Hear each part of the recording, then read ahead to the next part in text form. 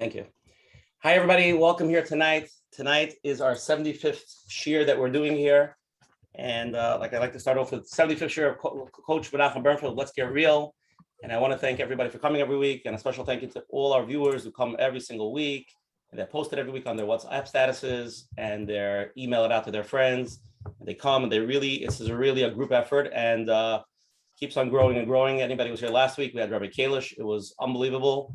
I'm still getting the vibes from the shiur last week. It was something really unbelievable. Rabbi Kalish called me after the shiur. He said the feeling he had from the shiur was like he's like addicted. He wants to come on every Sunday night. So I told him not every Sunday night, but maybe they'll rotate him and Gary. We'll find out. So again, I want to thank everybody for posting, letting everybody know about it. Anybody who's watching the video of this on YouTube, please click on the like button and the subscribe button for Coach Menachem, so we can make a lot of money. We really appreciate it. Thank you. I want to thank all the advertising sponsors, the Lakewood Scoop, for always promoting us here in Lakewood. Special thank you to Rabbi and from Chazak for promoting us on chazak.org. And special thank you to Chayla Kaufman and Shmuel Sommer, the JCN, the Jewish Content Network, for always promoting us across all the digital Jewish platforms. Again, if anybody who's here the first time, every Sunday night we have a shiur, either by a rabbi, therapist, or somebody who's dynamic. Today we went really to the top because why not? Go for the right. What do they say? Go for the stars, you end up in the moon, or the other way around.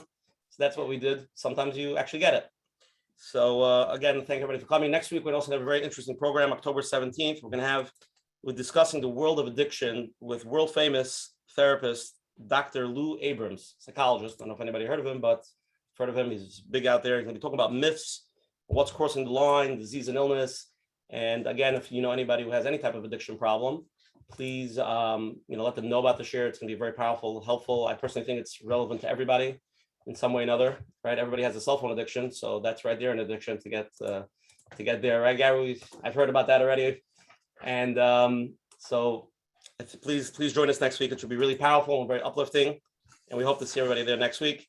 And again, tonight we have the schus and the honor of having Rabbi Gary Mordechai Newman with us, world famous. We'll get to you in a minute. Relax. We'll open up with opening words from our host, Coach Menachem Bernfeld. Open it up. Welcome, everyone. Let's Get Real with Coach Menachem. Tonight we're doing number 75, Baruch Hashem, with a lot of Siyata D'Shmaya. We're still on a high from last week, like we heard. We're with Rabbi Kalish, and which was very, very powerful. And we got to hear a little bit of the power of positivity. A lot of questions that came in last week when we sent out the email about positivity. A lot of marriage questions came in. How to be positive when the spouse isn't, or kids, trying to figure out how to change others. A lot of questions which probably we'll be hearing tonight a little bit, the questions of marriages. And we know, I think we heard it from Rabbi Kalish the first time he came on, that a lot of what goes on in the house, struggling teens, a lot of it comes from the atmosphere in the house, and it can make a difference. The marriage, whether it's a good marriage or not so good, and many have a lot of questions. If they know that it depends in the shalom bayis, it depends in their marriage. So what should they do if they can't, or they could change others, or they can't? So the truth is, tonight's topic is not an easy one, and there's a lot of the spectrum is huge, from just getting to get some tidbits of how you can enhance your beautiful marriage, all the way to the other side of marriage in crisis, which can look many, many different ways. And where you hear many times that people say, the reason why I'm still in the marriage is for the kids. It's too hard. It's going to be too hard for the kids. And the question is, that's like real sacrifice. Is that what ultimately our question is, what does Hashem want us to do? What's the right thing to do? Are there things that we can fix? What could I do? A lot of questions, which we will get to hear tonight in Mitzvah Hashem. But I just want to finish before we start tonight. We're going to hear from Reb Zalman that he put out an amazing book on the whole topic. But one thing I found is that anybody who goes through this parsha, this situation, there's a very, very lonely feeling, and there's a lot of thoughts that go through in your mind, and you have no you feel that there's nowhere to go, nowhere to talk, no one to talk to. And I think tonight is what we're going to do is try to get those little pieces, whether it's a professional or some experience, or speak to someone, or a good friend, to get those pieces together so that you can see that there is something you can do. You can reach out. You don't have to sit in your own darkness and think that you're the only one and this is it, doomed.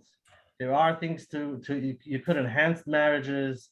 Many marriages were saved, which we'll hear tonight, and to know what to do, the right thing to do, and to get through it. So I'm very excited to have with us tonight Gary, which has a lot of experience, and Reb Zalman with his book, and Menachem. We'll get to hear a little bit of a lot of information for those who need it and for those who don't, to get to enhance their marriages. Thank you so much. Thank you, Coach Menachem. It was a beautiful opening.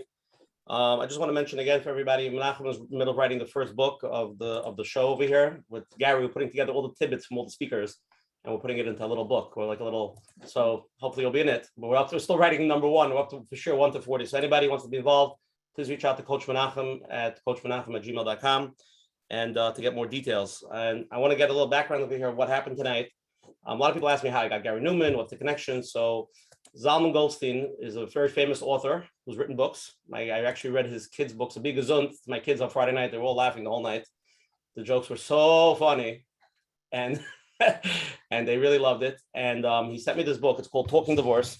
I'll be honest with you, I didn't read the book. I skimmed through many pages of it. And he has a lot of big name aschamas from it, from Rabbi Berkowitz, the famous Rav Khan is the Bezdin, Dr. David Liebman, who was on our share, Dr. David Fox, and of course, yours truly, Gary Newman, also writes in the book. So we decided we're going to really focus on marriages like in crisis, real tougher issues, not just the basic, the basic issue that, small stuff, but more like intense. And the book has a lot to do with, shalom bias and things that are going on. It's very helpful. And I want to first introduce Zalman to, first of all, what was the idea of writing the book, and, what's the significance of the title? Please give us a little background on it. And I just want to say, somebody texted me today. They read the book. They found the book to be amazing. I'm just letting you know personally. So Zalman, the floor is yours. Thank you. So I don't have much to say other than Rabbi Shais Taub, who did the column in Ami Letters in Ami Magazine for many years. He reached out to me together with Kalman Walchuk earlier this year, and he said, can you please research and put together a book on the topic of marriage in crisis and making decisions regarding divorce, if appropriate or not, just to dispel a lot of the false information that might be out there and to give some concrete, real examples about what goes on. And also for those who are already divorced, how to navigate the different emotions, recovery, and things like that. And I told him, yes, I'm game for it. I'm not a therapist, I'm not a lawyer, but I am good at researching and putting books together. I've been doing it for many, many years. And similar to my other books, where I just take raw information and just make it clear and simple for people to understand, gathering it from many sources. And that's really the essence of how the book came to be. And it really came together really, really quick. And I'm really touched that so many Rabbanim and top therapists and Gary and others really felt it resonate with what's needed out there and gave it such high praise. And I'm just humbled by it. So I really hope it just makes a difference in people's lives. And it's not just about divorce. It's about enhancing one's marriage. It's, marriages that might be a bit rocky and a bit shaky or teetering a little bit. And this kind of gathers information from therapists, from rabbis, from attorneys, from those involved in the field on each phase, how to best approach that phase in a Torah form within a positive outlook for the best outcome. And I hope that it's helpful to the people who actually get it and read it. Zalman, where's the book available? And also tell us about some promo code that you have. The book's available on Amazon.com under Talking Divorce, or on my website, jewishlearninggroup.com. It's also available as a Kindle and an ebook on Apple Books, and audible.com, a 8.5 hour audiobook if you like listening to books in your car. And yeah, Audible sent me 50 promo codes to give out for a free audiobook. So if anybody who wants, the first 50 people are able to get a free audiobook promo code for the book. You just go to jewishlearninggroup.com, jewishlearninggroup.com, and on the left side, you'll see a little place to put in your email address. It says submit for a coupon. And the first 50 emails that come in, we will send you a free promo code for the audiobook so you can get it for free from Audible. Okay, and it's also in Jewish bookstores, distributed by Feldheim worldwide. So wherever good Jewish books are sold, it's there. Some Batei Dinim have it, Rabbanim have it, therapists have it for their clients. If you don't see it, ask for it or email me and I'll be happy to get one to you. Okay, Menachem, you also put it in the email, right? The book with the link on his website.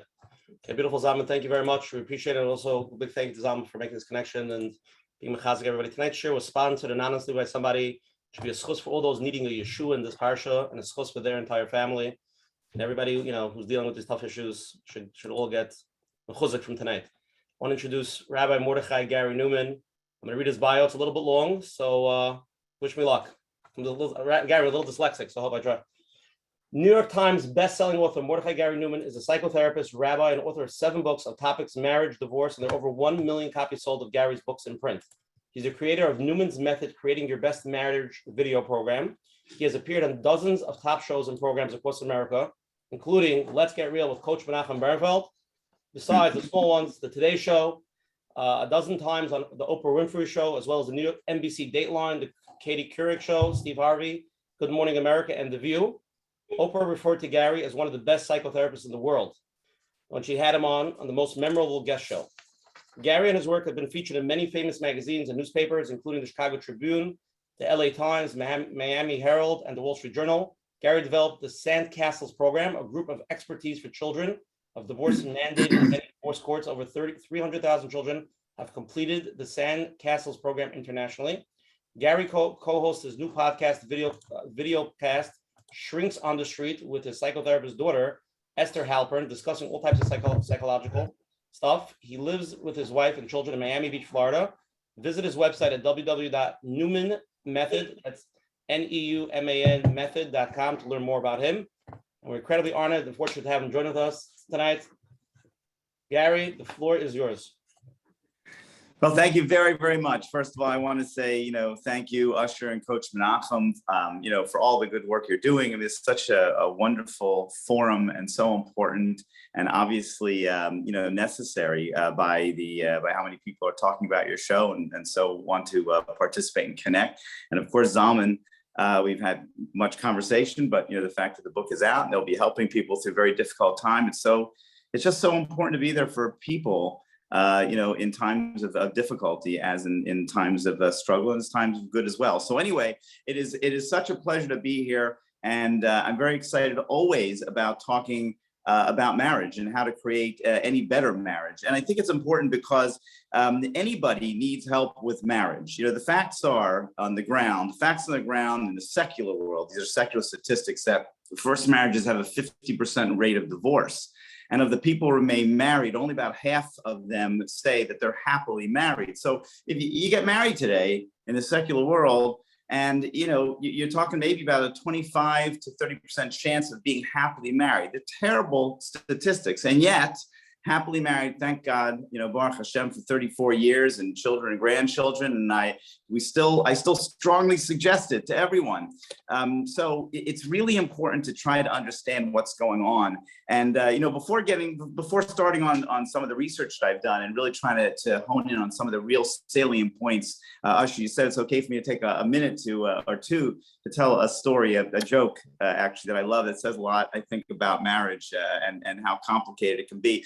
It's about, Chaim, he's in yeshiva, he's about 27 years old, and Rosh Yeshiva comes over to him. He says, Chaim, 27 years old, you're not married, like what's going on here? He says, well, I've had some difficulty. He says, have you gone out? Have you had dates? Yeah, I've had plenty of dates. Have you, anybody you like? Yeah, I've actually fallen in love. He said, so what's the problem? He said, well, the problem is every woman, every girl I like and I really like, my mother hates her. Really? He says, yeah, my mother says I need a girl just like her. So what am I going to do? I don't know what to do. So Rosh Yeshiva gives him an eitzah. He says, listen, I'll tell you what you should do. Go to your mother and say, Ma, find me a girl to date. Find me somebody just like you. I'll go out with her. What do I care? I'll give it a shot. He says, oh, okay, it's a good idea. 6 months later, Rosh Shiva comes back to Chaim, and sure enough, Chaim's there, still not married, no chuppah. Rosh Shiva says, did you take my advice? He said, I took your advice. He says, what happened? He says, what happened was this. My mother found somebody that I went out with that she said was just like her. And let me tell you something.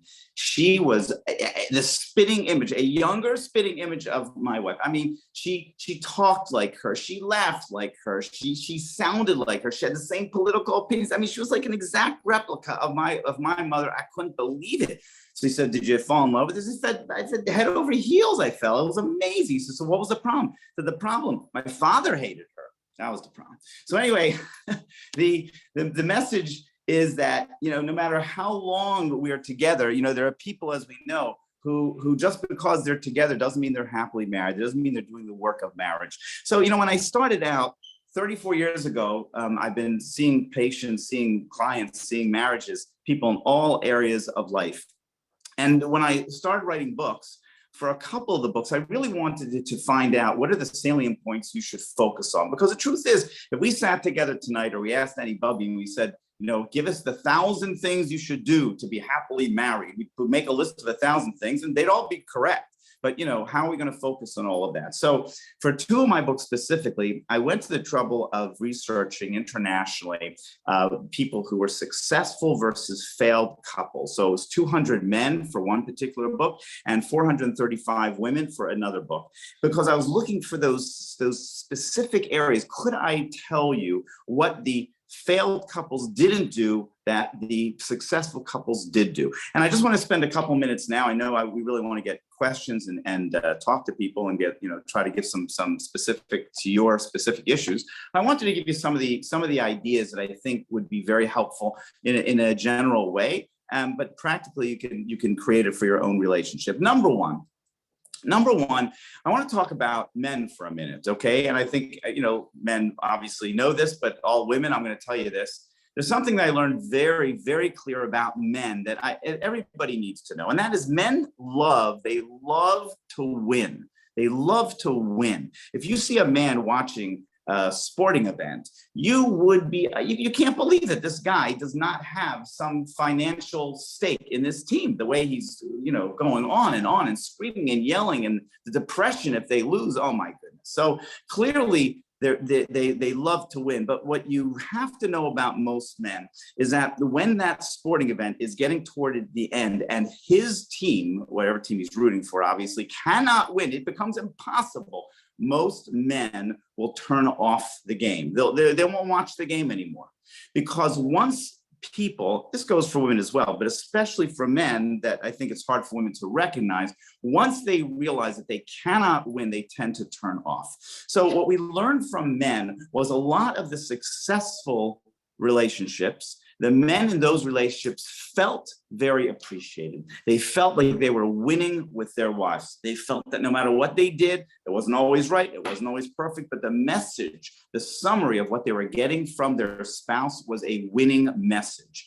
Clearly, we got that from women as well. I am feeling underappreciated, but I think to the olam, I think, it's not so surprising. I think many women are able to state their lack of appreciation and feeling that they need more appreciation. Men, it's harder to do that. Remember, as a man can't come to his wife and say, honey, please, I need a hug, right? I mean, we have to be men, we have to be strong, we have to be capable. We don't need we don't need appreciation. We have confidence, so we want everyone else to think.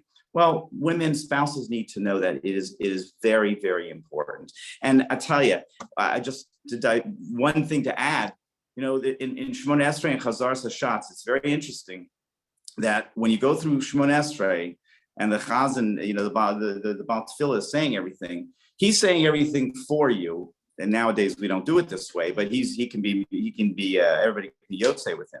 There's one place in Shemona Esrei that everybody stands up and says for themselves, and that is Modim Anachnu Lach. When it comes to saying thank you, Hashem, that is not something that you can send by postcard through a messenger. We each have to do it specifically ourselves. So the first thing I would suggest to any relationship, I don't care where it is, how good or how bad, is to up the appreciation. It costs nothing to be able to say that starting tomorrow, I'm going to point out a couple of things that I appreciate about my spouse, and I'm going to verbalize that.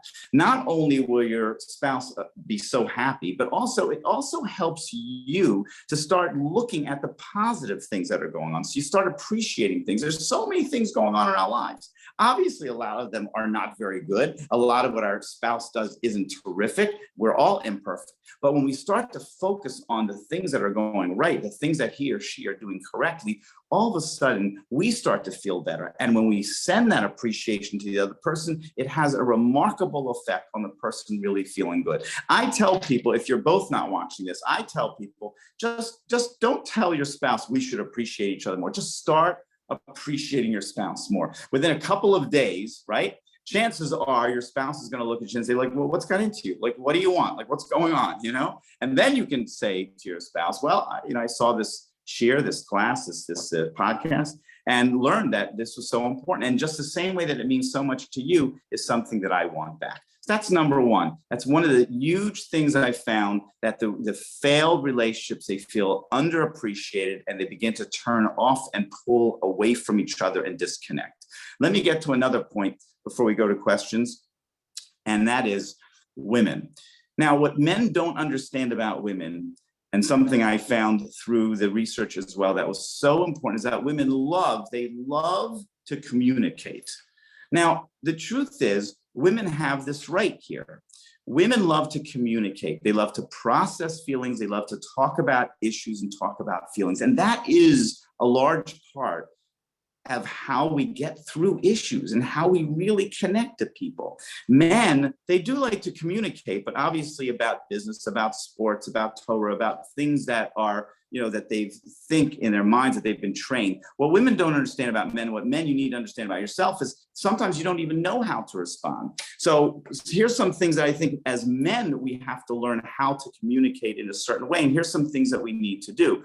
First of all, what we don't want to do is we don't want to simply give advice. Obviously, as men, we're trained to give advice, fix the problem. So if our spouse says something, we right away get to, this is what you should do. This is what you should have done, whatever. We don't want to also, another thing that I don't get this one, but we do it, play devil's advocate. Well, maybe your friend, who your wife is saying she feels hurt from, well, maybe your friend was upset about this or upset about that. Please, you know what we want to do? The main thing we want to do, men, is we just want to sit and understand our spouses. We don't want to sit there and think, what would I do if I were in her shoes? Because what I would do might be completely different. What we want out of life is for somebody to just get us. That's what we want as we are raised as children from our parents. That's what we want from a spouse. I think most people, surely from Yin, right? We're above average intelligence, right? We don't have to sit there and figure things out for our spouse. Let's have a little respect for our spouses. They can figure things out with our help. If they want our suggestion, they'll ask. But most importantly is we get married because we do not want to go through life alone. And alone is trying to figure out all my issues by myself and not having somebody to vent to talk to question, to hear and really get me. So one of the things I think that is so important is that ability to be able to listen and listen well. I think the third thing is so important, and maybe we'll put it at the end, Usher, or do you want to have time now, or do you want me to save it for the end, or we'll probably get to it? No. Let's get to this, and then we're gonna go through it. We're gonna worry. So you want number 3? Yes. Excellent. Number 3. And it makes so much sense. And that's why I love doing this research, because it's obvious, but you don't realize how important it is. And that is time. What we started to learn was we had people started to self-address whether they were happily or unhappily married. And then separately in this research, we asked how much they spend on an average daily basis, how much time they spend together talking uninterrupted. So what we found was an amazing thing. We found that people who said that they were happily married, they also said that they were spending on daily average about 30 minutes or more spending time talking uninterrupted. The people who were unhappily married were spending less than 30 minutes on a daily average. To make it clear, as we plot along the continuum, about 25% of happily married people said they spent more than 60 minutes on a daily average talking alone, uninterrupted. And about 25% of unhappy people said that they spent about less than 5 minutes talking alone, uninterrupted on a daily average. So this doesn't mean that, it's an average, right? It doesn't mean that every single night you got to sit down, by a clock. It just means that happily married relationships, they keep coming back to themselves and finding each other. Unhappily married, they are running in so many different directions. They are talking maybe to so many other people. They have no energy left for their own lives, their own marriage. In this marriage-centered life, there's no such thing. They're not constantly coming back to each other. So that's what becomes a crucial part, was simply this timing. And if there's anything you do differently, and this goes for every couple, because I can't put a percentage on it, but I dare say the vast majority of couples don't do this, and that is to have a weekly date night. And when I say a weekly date night, I mean you go out once a week, and you go out alone, not with another couple, because we know how it is when you go with another couple. The men go with the men, women go with the women. You go out at least a couple hours alone. And during that time, I ask you to talk about anything you want except 3 things. Do not talk about money, work, or kids. Now, most people look at me like deer in the headlights and say, oh my gosh, look, what are we going to talk about? That's all we ever talk about. And that's the problem. The point is, when you were dating and falling in love, you were not talking incessantly about the stresses of money, work, and kids. It's not what had you fall in love. It's not what's going to sustain you. So I don't know what you're going to talk about, but believe you me, at the beginning, it might even be laughable how it's hard to know what to talk about, what to bring up. You'll have to create something other than these particular stressors that we're always talking about. You do that once a week. My wife and I did it for years. Can I know how we had, kids, and we had little kids, and we were quite overwhelmed like everybody else. But it was such an important measure of success that we had to make sure. Now, what we did, by the way, interesting enough, was that we made the same night every week, and we prepaid the babysitter, because as a yid, if I was going to have to pay the babysitter anyway, I was going out. So we made sure that no matter what, that was the night we were going at. And, whether it was something simple or something extravagant, that wasn't the point. It was just a matter of getting out. And I'll also say something about the date night. I'm not a big fan of just going out every week or going out and going to dinner. I don't, everybody's consumed with dinner because I think it lacks a little bit of imagination.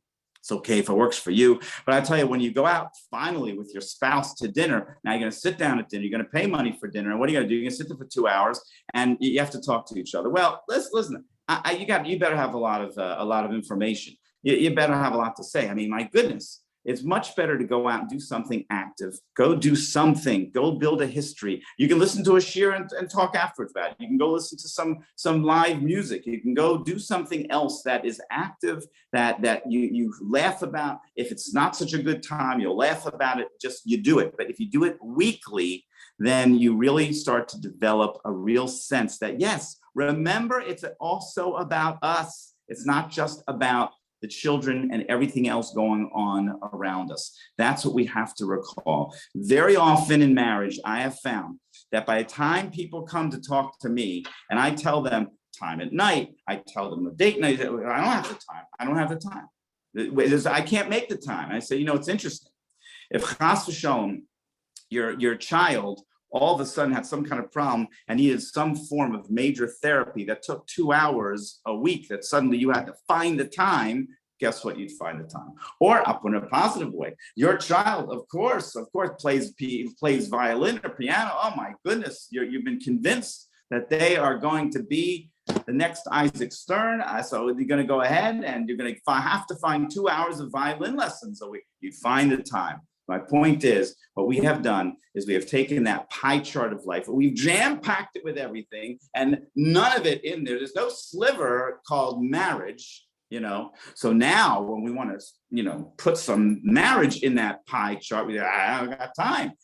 Things going to be bleeding out. Well, yes, because we should not have accepted that pie chart. We shouldn't have done all that without something might have to give. But believe you me, for the sake of your marriage, for the sake of your life, and as Zalman's book and everybody knows, for the sake of your children, every second you're spending on creating a better marriage, you are securing your children's future. It makes their lives happier and better, and it helps them in their future and their future relationships. It's worth every single minute. All right, more to come. Okay, Gary, beautiful opening. Let's get into it. All right, I'm overly excited here. I get overly excited. we're just getting. Okay, sorry about that. We're just getting warmed up. Trust me. Okay, Gary, beautiful opening. Let's give you a minute break. We're going to take a poll from the audience. We're going to see. We asked 2 questions. Everybody's going to answer, and we'll take it from there. Okay, and then we'll get some live questions. Again, everybody's here tonight. Please, if you could turn on your camera, get involved. We're zeichet to have one of the world's famous Gary Newman, who's an amazing therapist. I've gotten a lot of text messages. People that have known him, people that have worked with him, and it's the opportunity to ask, have any question. Obviously, Gary, as I always say, obviously everybody's marriage is perfect. We're not asking for ourselves. We're asking for our neighbors and our friends. We know that. You don't have to. Sure. You don't have to preface the question. We get it. So don't even waste your time with that. And the funny thing when I speak to large groups, always, invariably, in the first or second row, there's always a very old couple. And I always go over to them afterwards out of respect. And I say, what's your story? And they're like, they always tell me they've been married 40 years, 50 years, 60 years is amazing. I say, oh, you should be on stage here. What you should be writing the books. And no. The reason we have a good marriage is because we always come to these things because we can always learn enough. We can always learn more. We can always learn more and more. So there's absolutely no embarrassment. There's pride in being able to say in a relationship that we need to learn more. Just like parents, I think there are things that we should all, feel very comfortable saying that we could all learn more. Okay, let's take a poll from the audience and let's see what everybody thinks. 2 questions. Ready? Here we go. Do you personally think that most marriages that ended in divorce could have worked it out? 3 options to answer. Okay, everybody, it's anonymous, so please let's hear from the peanut gallery. The thing you always wanted to say. Here we go. Option number 1: everybody could really work it out. Divorce is the people that get divorced are not working hard enough to save their marriages. That's option number 1. Option number 2: people are complex and divorce is just a part of life. People get divorced. Or option three: if you have 2 mentally healthy people, they could always work it out. So from those 3 choices, I know it's not every choice, there's a million other choices. Those 3 choices, choose one that you think would answer the question to the best of your knowledge. The second question: what do you feel is the best way to rekindle the spark in your marriage? 4 options, Gary. You ready? Okay, I'm scrolling down. Yes, spend a date night together every week without distractions. Oh, well, come on. Yeah, I know. Come on. I didn't know that was coming. Option B: give more and more and don't expect anything in return. Just do. Option 3: shower your spouse with gifts and presents. Option 4, which is the best option, everybody should do this, is always saves every marriage. Just keep on saying, I love you, and everything will be good. Those are the 4 options. Choose which one you think is the best way from these 4 to rekindle the spark in your marriage. 5 seconds. Let's go. Gary, you could see what people are voting. People can't see. I'm going to share with them in a minute, and then I want it's very interesting. And then I want you to comment. I want you to comment. Gary didn't see these questions, so these are all fresh to everybody. Yeah, obviously, if Gary would have saw the question, he would have been like, "Oh, come on, I would have made it better." Okay, tell me when you're ready. 4, 3, 2, 1. Let's share with everybody. Okay, let me just share the results, and then we'll get into it. Do you think that most marriages that ended in divorce could have worked it out? 12% of the people said everybody could really work it out. Divorce is coming from not working hard enough. So if anybody gets divorced, you see them? They don't want to work hard enough. 12% of people said that. 42% of people feel divorce is just part of life. It's inevitable, just like death, right? It happens. And the third option is if you have 2 mentally healthy people, they could always work it out. Gary, give me your comments on this. Well, I listen, I think 1 is over the top. So I think, I mean, it was written in such a way, right? Everyone could really work it out. That's hard to say, right? Divorce is coming from not working hard enough. So I think that is the lowest on the totem pole here, because I think people do work very hard. I'm not sure they put their work into the right aspect or as a skilled, set of terms. But nonetheless, I think people are very often feel that they're working hard. But I think it's interesting to split between the next 2. I do believe that if you have 2 mentally healthy people, they can almost always work it out. But I will say to you, Usher, that a lot of times people do need effective helpers, and there's not so many effective helpers as we think out there. I don't want, we can talk about it, but it's not easy to find necessarily a Rav or a marriage counselor who is going to be a terrific marriage counselor. It takes a certain skill, and I see that really there are marriage counselors who it's worse to go to, and then couples come out worse than they did before. So I think that it's definitely true that if you have two mentally healthy people, they can always work it out, but they would have to find the right help and the right support. And I think without that, it's easy. It's unfortunately that then people can be complex and divorce can be a part of life.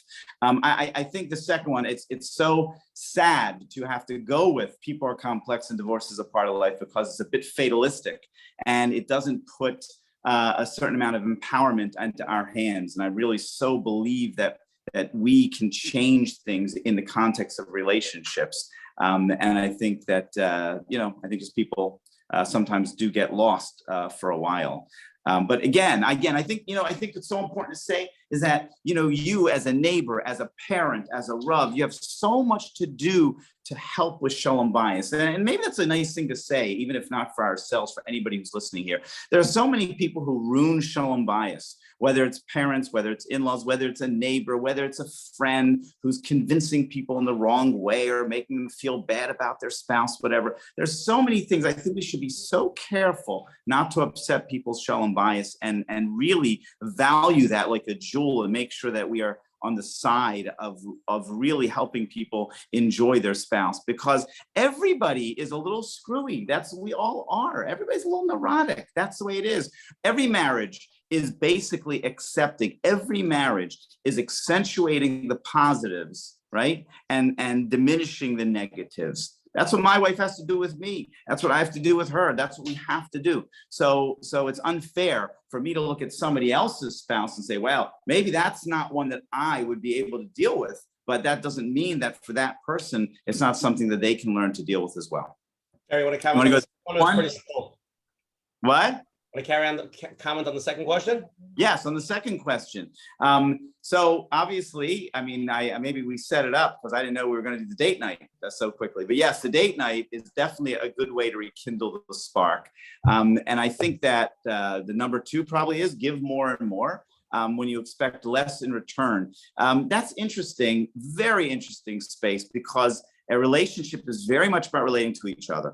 So we really want to make sure in that number two that there's some kind of equal giving and sharing. It doesn't have to be exactly equal, but we surely can run into people where one spouse is a really good giver and the other spouse is a really good taker, and the giver can really train the taker to be somebody who just likes to take and take and take, and the giver really runs out.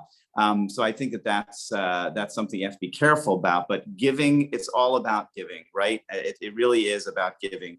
Hopefully the sacrifices we make in marriage, we don't feel are so much of a sacrifice because we feel we're receiving as well.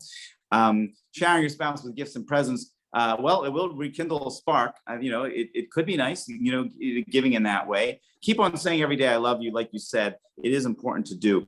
The question is whether I love you becomes an I love you as, a matter. Maybe lahavdil, but I think it's very similar to davening every day. You could say the same thing every day, the same words, and, it doesn't have so much meaning. So I think saying I love you every day is a good idea, but I think we have to find new ways to say it. And I think we have emoticons, and we have a flower, and we have a magazine that or a safer that the spouse was wanting to get. We have little gifts, little ways of saying, I'm thinking about you, I care about you. That's what's really so special.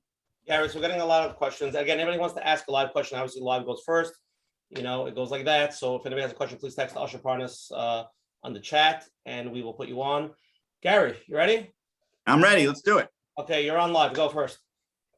So, first of all, I really enjoyed your introductory presentation, and this is from someone who is not yet married.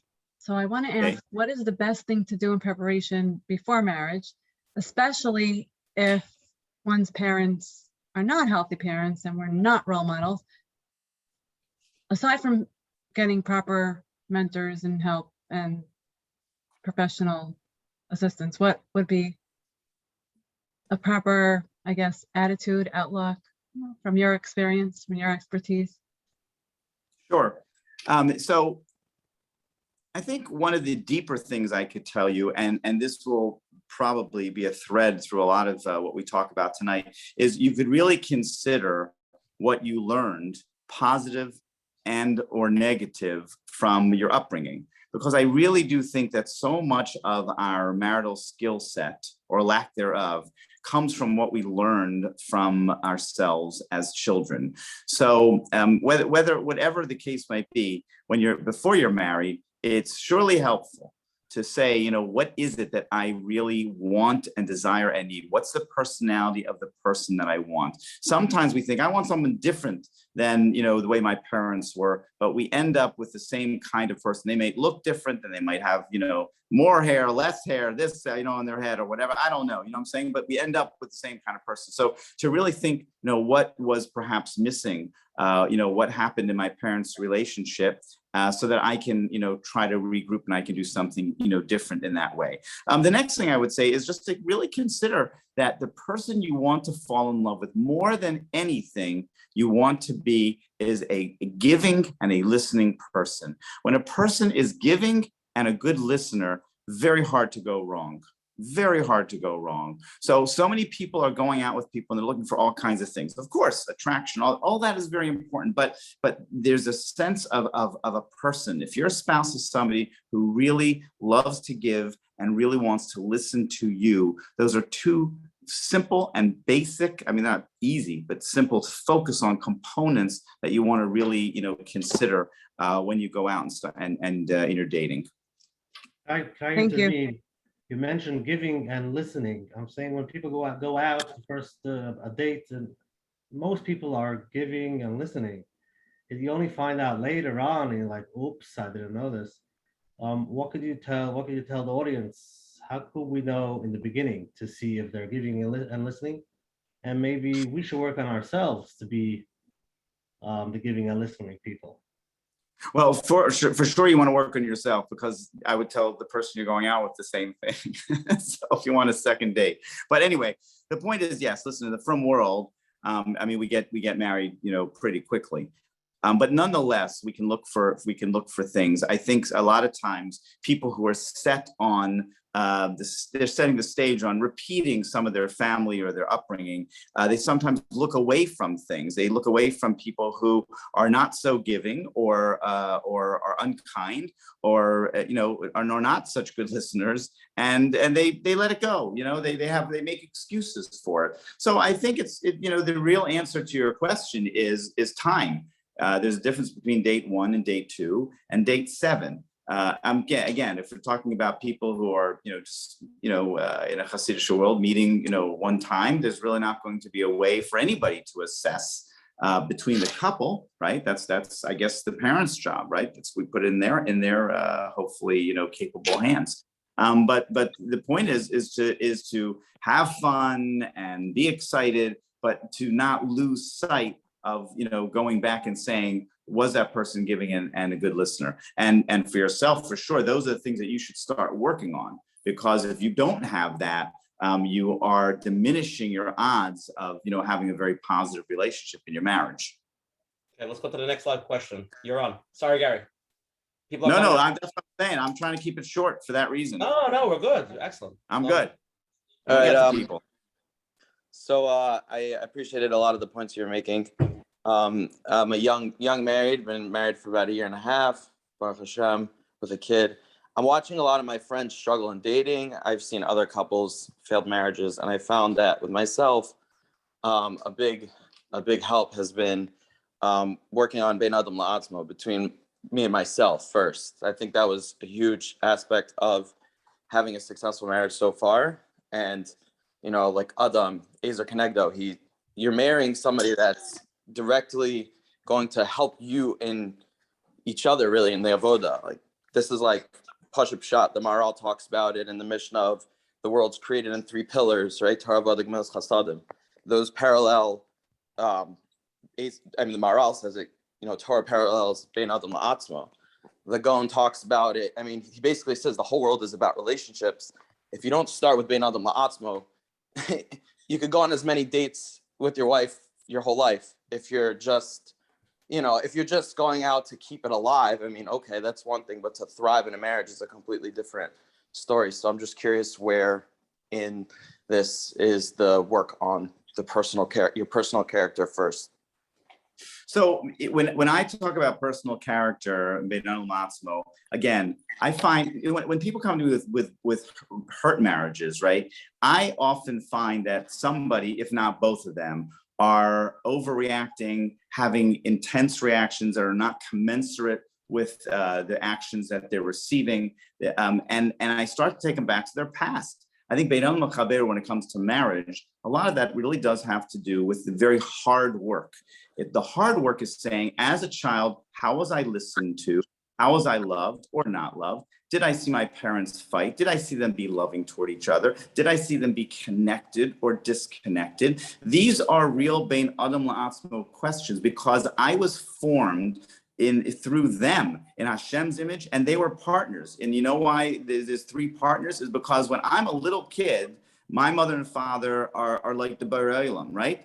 What do I know the difference? So it's not like poetry when the Chachamim talk about that, the three are partners. No, to that little kid, those parents are everything. And we don't realize how much they set a concrete sense of how we view the world, how we view marriage. So if there's any Bein Adam La'atzmo that I think is valuable, it really is to think back. What went right, what went wrong, not to judge them. Their marriage was their business, but as far as how it affected me, and do I want to live that life, or do I want to live in my own life? How I want that to be as well.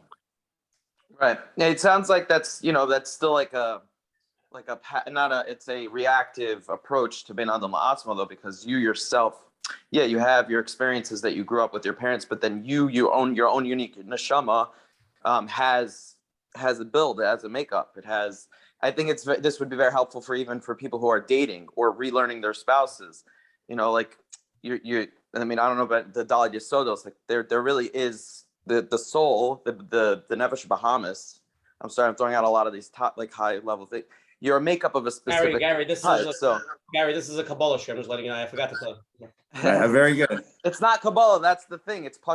Even the building, like the Gaon talks about. It's not like both sides can agree on this, that it's not even Kabbalah. It's sourced in Kabbalah, but we are a makeup of specific and you are an individual. Everybody's an individual. So focusing on that as well, I found to be very helpful. And a lot of my friends struggling in dating, the second they start to dig into Bein Adam La'atzmo, who are they? They start to figure out, these are the girls I should be dating, or this is why I don't get along with this type of person. So I don't know, I found that to be. Yeah, well, listen, I mean, as far as sitting and thinking about who am I, and what are my wants and desires, and how do I want to affect the world, and why Hashem put me here. I mean, those are all good things to talk about and to consider for yourself. So much of Bein Adam La'atzmo, let's also understand, is that your neshama is also in part is in somebody else. So, for those people who are before marriage, I mean, truth is, it's through our process of getting married that we really have to learn about ourselves, right? For example, we can't be so Bein Adam La'atzmo that we don't have room for tremendous change through the concept of actually having, a spouse and having children. And by the way, it's interesting, because when you get married, the fact is Hashem created a wife, created the different genders, and they're very different. And the reason they're very different is because Hashem really is pushing us to make tremendous change, right? I mean, you will not find somebody, you will not be so close to somebody in your life, or should you be, besides your spouse, who will be so different. And the whole idea of the differences is for you to grow by understanding those differences. I find it fascinating, going through Daf Yomi. Hopefully we'll be finishing. I mean, I started late on the last round, but hopefully soon. But not that there's any ever finishing. But nonetheless, right? When you go through a Gemara, everybody knows that there's, how often does Gemara say that halacha is like this, halacha is like that? I mean, you'd think, you want a law book? Tell me what the story is. Tell me what the final thing is. Don't give me all the thoughts. Yet the Gemara, as we know, is full of all the thoughts. And if it's this, we want to know why Hillel doesn't really hold Shabbat. We don't know why Shabbat. Why is it? Why doesn't the Gemara just give it to me? Because the Chachamim knew that who you're holding like, you're going to be okay. This one or that one. This Tana, that Tana, you're going to be okay. But what Hashem says is that the way you grow is by going out of yourself and understanding a perspective that you don't get. It didn't pop into your head. You have to work so hard at understanding this other perspective. And that's really what people who are in marriages are supposed to be growing internally, because they can so see that, oh my gosh, she or he is saying something or taking an opinion which is so foreign to me.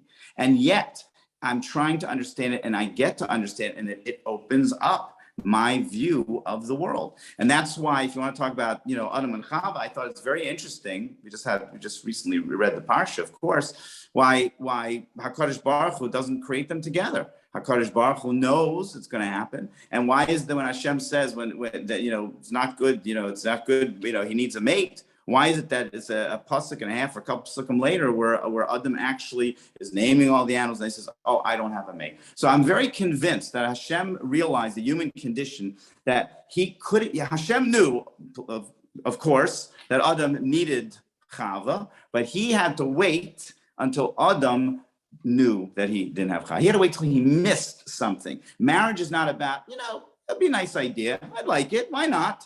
Marriage is about, I am missing. I need a spouse. I need somebody to be able to develop my own sense of Bein Adam La'atzmo as well. So I appreciate, of course, that in order to find the right person, you have to know more and more about yourself. But before you going into, neshamas and what, for a person to sit down practically and try to figure out who they are, I think understanding where they came from is important. And like you said, of course, understanding the basics of, what is my dream in life? What am I trying to do? What do I feel my purpose is, so that I have an Ezer Kenegda? Hey, Gary, let's go to the next question. Amazing. You're on. Hi, Gary. What advice would you give to people who are married to either a narcissistic or borderline personality or Asperger's? And better yet, is there a way to have, a happy marriage if you really love them? So, unfortunately, you gave me three very distinctive, different situations. So, they get lumped together. I want to cut you for a second. We got questions for every single one of those by itself. So I don't know if you want to break it up, but we got a question for every single one that came in. Okay.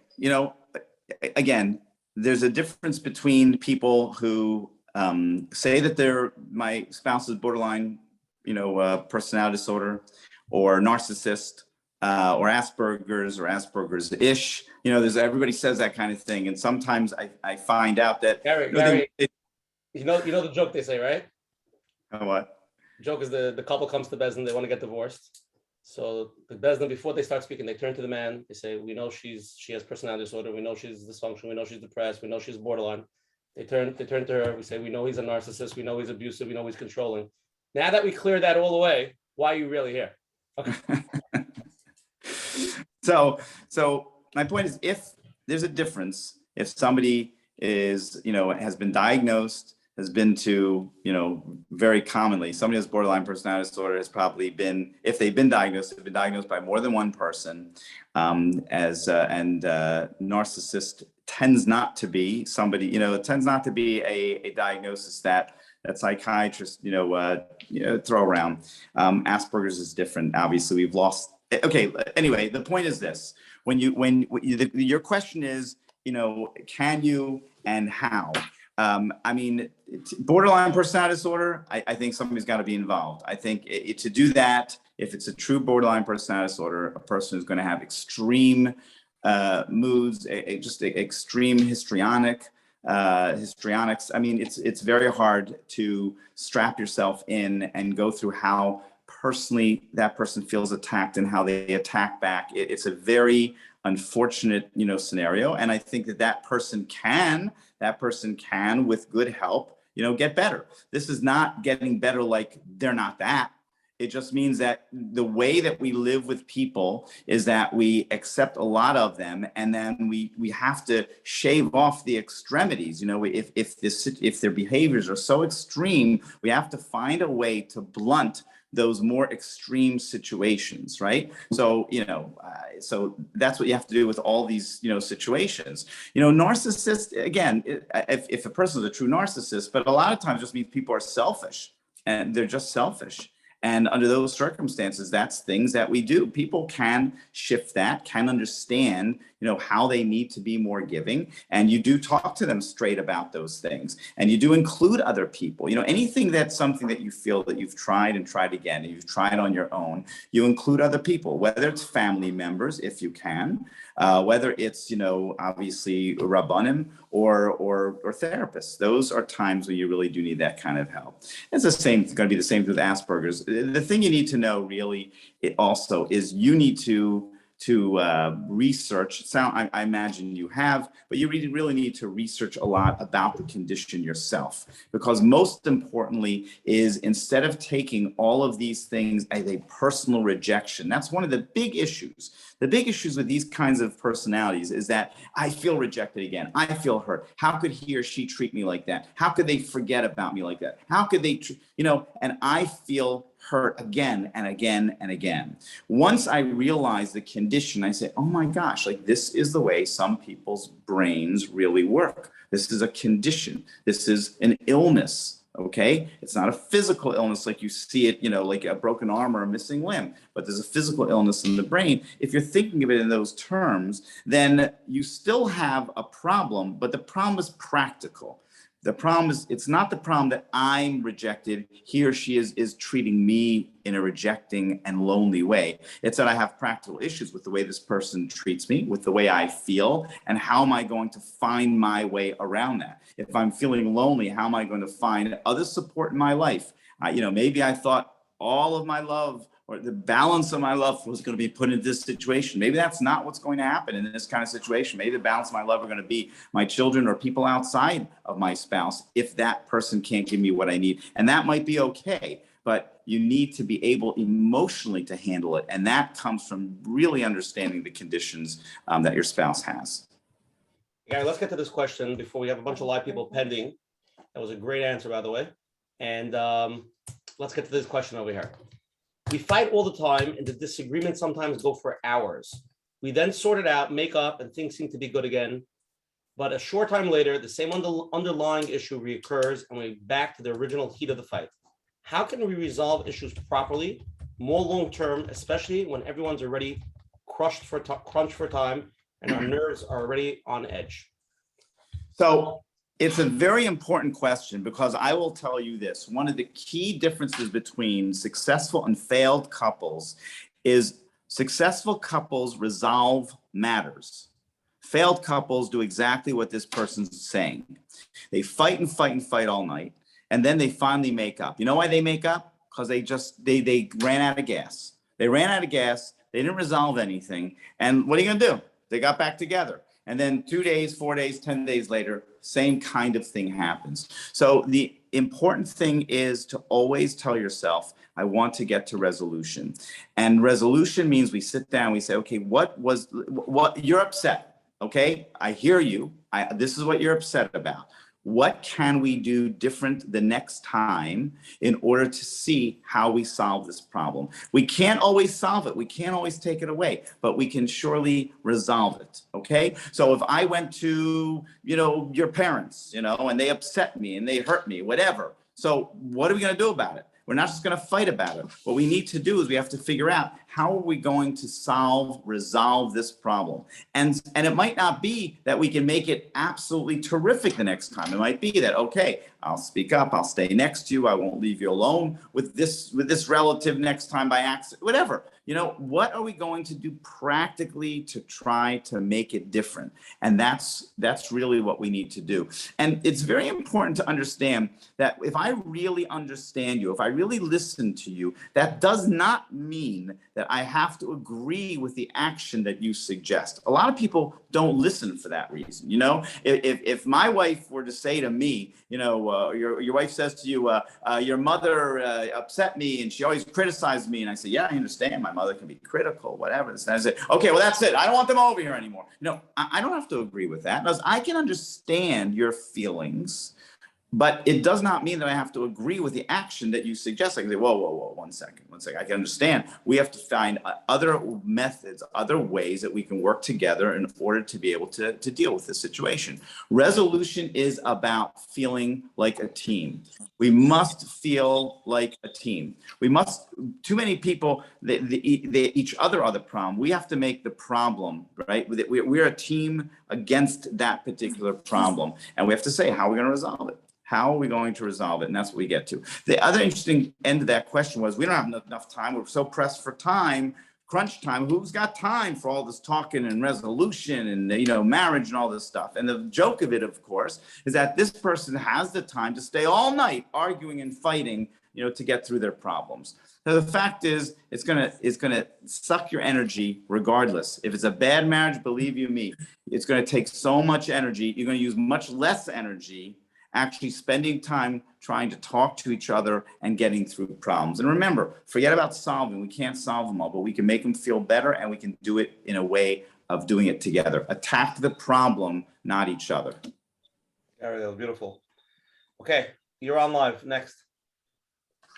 Hi, Gary. Question is regarding the kids. You said we should invest in our marriage, which will ultimately help the kids. So just to, if I could push you on that point, how careful should we be, for instance, let's say if we disagree or we argue in front of the kids, you know, should we not ever disagree? Should we never argue? Can you just expound on that, the things in front of the kids? Sure, absolutely. I think we should feel very comfortable to disagree in front of children. I think what we should try to not do in front of children is the tension. It's the tension and the friction. For children to see that people disagree, that people can get, you know, mildly, you know, upset at each other, you know, that's okay. I mean, they obviously are privy to the fact that, you know, we make up, it's okay, whatever the case might be. We're not robots, you know, so, you know, it has to be two things. Number one is that the balance has to be that they see a lot more lovingness than they see, you know, friction. And two is, no matter what, they shouldn't, I mean, we don't want our children to see or be witness to screaming and yelling. Obviously, God forbid, anything that would be, you know, considered abusive. But, you know, people do yell. I mean, it happens. My parents yelled. It was in Yiddish, of course, so that we wouldn't know what they were saying until we picked up on it a little bit, and then it was all good. But anyway, you know, I mean, people make it through. But whatever we can do to reduce that, we really want to teach our children that it is okay. We want to show them how to have differences with people, and how to have differences. And sometimes it's much better to just walk out of the room, walk away, not slamming the door as you leave, but just walk away. Come back when you're a little more settled, or agree that we're going to talk about those things. We're going to have that, you know, if we have to something that we're going to have some conflict about that might get heated, that we're going to do that, you know, without the kids present. Does that answer your question? Does that help, or does that sound too lofty for you? That's good. No, it's good. You know, there's, I guess, just to push a little more, that when it gets hectic in the house and the kids and the stressful and bedtimes, with the marriage can be stressful at that time. Yeah, I think that you know, marriage, you know, suffers from having so much pressure on it. You know, we really expect so much from each other. And it's one of the things I wish everybody would understand about each other, is that we work so hard, you know, we work so hard in life. And we're always looking like, you know, have you done enough? Well, why have you done more? Why have you, I mean, my goodness, you know, I mean, if we're blessed with children, you know, we work so hard to deal with them and manage them and keep them safe and teach them and learn with them and everything we're doing, get them into bed and school. It's so much pressure. I mean, I have to say, I mean, school and education is a extreme challenge on a marriage. By the time couples, whoever's dealing with it, both or one of the parents are finished with homework and making sure their kids have everything together. I mean, at that time, now I'm going to relate to my spouse. I'm blitzed. I'm so tired and mentally exhausted. Most people just want to go and get on their phones and and do something mindless. So it really, that's why we have the date night. That's why we try to say, no matter what, come at a certain point of the night, after the kids are asleep. If you have older kids, they're never going to go to sleep, but at a certain point we close the door and we just hang out with each other. And whether it's to just, sit and talk, whether it's to have a glass of wine, whether it's to learn something together, whatever it is, there's got to be some sense that we care enough to get back to each other. Thankfully, couples love each other enough that, we don't have to spend as much time in a marriage-centered life as we do, at work, or as we do taking care of our children. We're going to spend less time on our marriage, but we have to make sure there's a consistent pattern. It can't be once in a blue moon. It can't be, we're going to have a couple days, in a few weeks. It's got to be something consistent. And even if it is small pockets, like we talked about, 30 minutes or more on a daily average, even if it's every night or most nights where we can sit and we can relax with each other and just catch up on the day without the interruption and the din of children in us and all over us, literally closing, the bedroom door and making sure that, we're shutting out the world. That is something that is crucial. And then we have to just appreciate all the hard work that we're doing. And people are uplifted by appreciation. It's remarkable. We feel so good when our spouse, wants to be there for us and wants to appreciate us. The whole world is waiting to criticize and tell us what we need to do better and what we shouldn't do. And meanwhile, to have your spouse, the person you care about and who cares about you so much, to be able to say, wow, you're just doing such a great job. You're working so hard at this. I think it means a lot to each of us, even if we don't have the time that we'd like to actually spend as much together. Gary, can I quote something that I heard about this? Please. So he asked a question about fighting in front of kids. I heard from Rabbi, you ever heard of Rabbi Shimon Russell, big therapist, Rabbi Russell? Perhaps. Okay, he's a big therapist. He comes on a program a few times. I heard him by speech as he said one of the best things you can give your kids is actually arguing in front of your children. He said that when the man wants to eat milchiks and the woman wants to eat fleishiks, and there's an argument, right? Or using that scenario, because people do disagree, it's part of life. Just to go into the bedroom and fight and then come down and make believe like it doesn't exist, you're teaching them something that's not realistic. They get married, they get into one argument, they're already, what's going on here? I'm out. So, but if you could show them how to Menachem to deal with the issue and respect other person's opinion and be machnia and giving in, you're actually teaching them. It's actually it's a source of chinuch for the children. So I just thought that was a very valuable thing. Absolutely. Well, that's why I said I think disagreeing is important. I think the question is the level of conflict. Hopefully the milchiks and fleishiks should not get to a level of conflict, but you never know. But my point is listen, I like fleishiks. Listen, the 9 days is truly a challenging time. But nonetheless, I think we have to face the facts. The fact is, people yell at each other in front of their children. They shout. Can I jump into the next question? Yeah, sure. Okay. The next question is: my wife is incredibly moody and lashes out at the kids with nasty comments and stinging criticisms.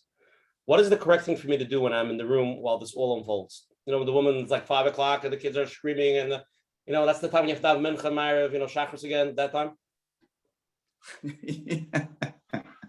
Yes, my dear friend, may he rest in peace, David Layerfield down there in North Miami used to always joke with me. He'd say, the Chachamim, they were so smart. You got to get the kids ready for school, Shachris. Dinner time, Mincha. Put them into bed, Marav. It's a fantastic system.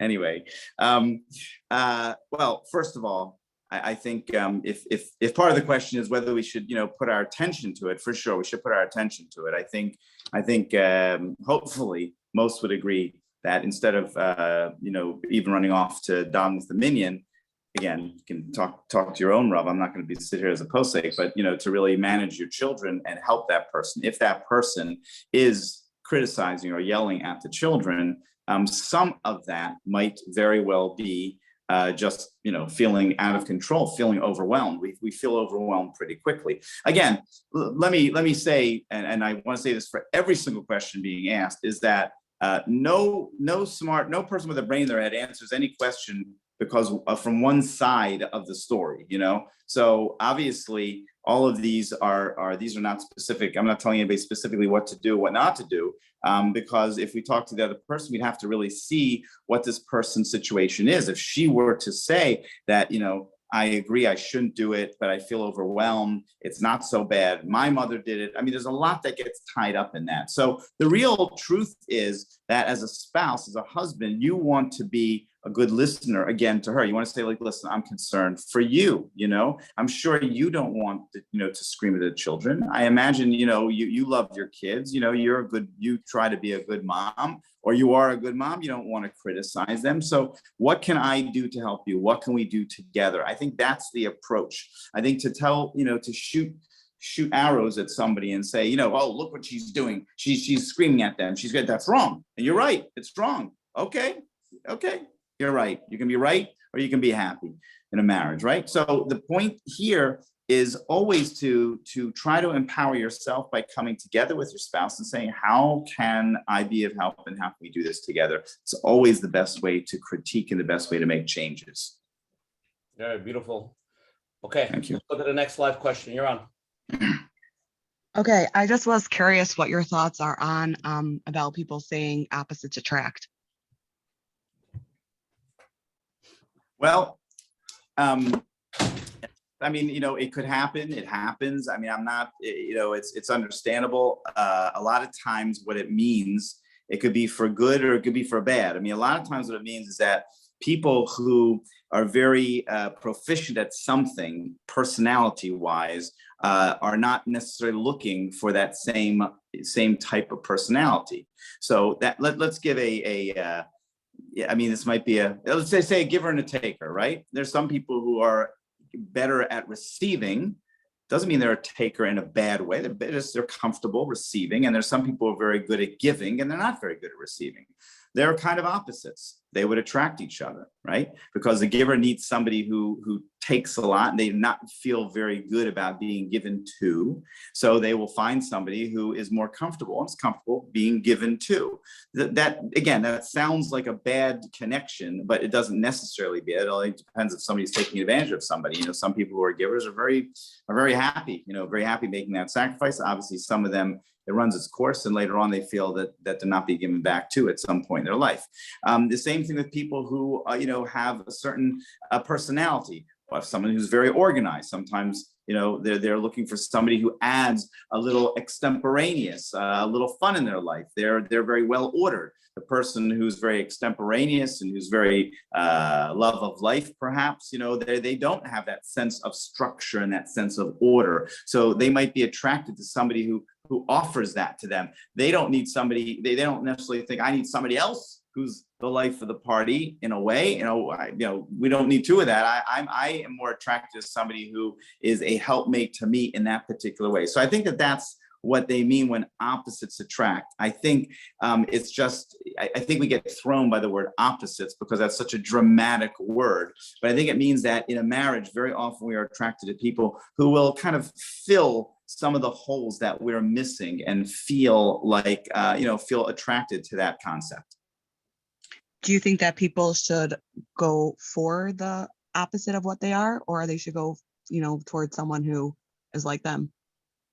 So I don't think that we have to think as far as the specifics of that. I think one doesn't have to, pick one over the other. I'm back to my main idea is that marriage is helped very much by people who are genuinely want to give and want to love and want to listen. So I think if we have that, I think it matters less so as far as whether the people are, more aligned or less aligned, in our political, framework now, right? You can imagine, let's say people are opposites in their political forum. We see that can create tremendous conflict in some people. But I think, again, that's my point. Anytime you have differences, if you truly have people who care about each other and who are loving and are giving and are good and really listen, really want to understand each other, I don't think we have to worry too much. And I think we can let, our sense of love, take over and see who we're attracted to naturally. Here's another question that came in. My husband and I have been going to marriage counseling for a few months to help with some issues, and it seems that therapy is going nowhere.